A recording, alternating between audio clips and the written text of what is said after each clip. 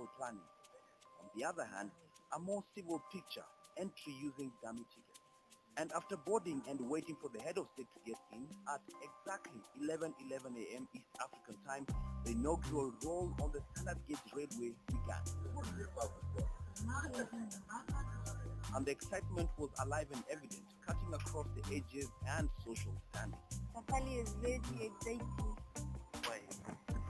Because right now I can see the climate of this area and I can see as in huku naona venye mimea yao venye naona the landscape.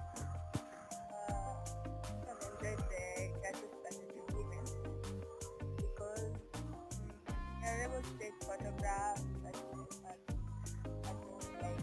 they'll help us to pick up the memories. Hapana, sijawahi kupanda, hii ndio mara yangu ya kwanza. Yeah, nimeipenda sana. It is very comfortable. Yeah. I think it really greatly. I think for us, having traveled globally and been other trains and now this is in Kenya, it's almost like deja vu moment. You know? The ride so far has been phenomenal. Really different from the ride that I had years ago on the Lunatic Express. We have seen a lot of people waving at the side of the track, a lot of school kids, a lot of people in the various towns we've gone through. The train stopped fast at Valentine. The next stop, which was the president's first drop-off point to address Ananchi, was at the Boy station. Then on to Monday station for another point address. All the while, passengers were not allowed to exit the train, so they continued to enjoy the experience and cut across the carriage. As the train largely moved at speeds between 105 and 120 km per hour, passengers were served with something to eat. As they ate, they could enjoy the scenery that is Kenya as well as the wildlife.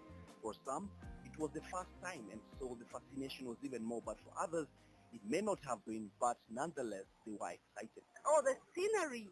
That's another thing. The scenery is amazing. It's like you're in the park. You really are like in the park and you're in the train. I saw elephants, I saw antelopes, I saw zebras.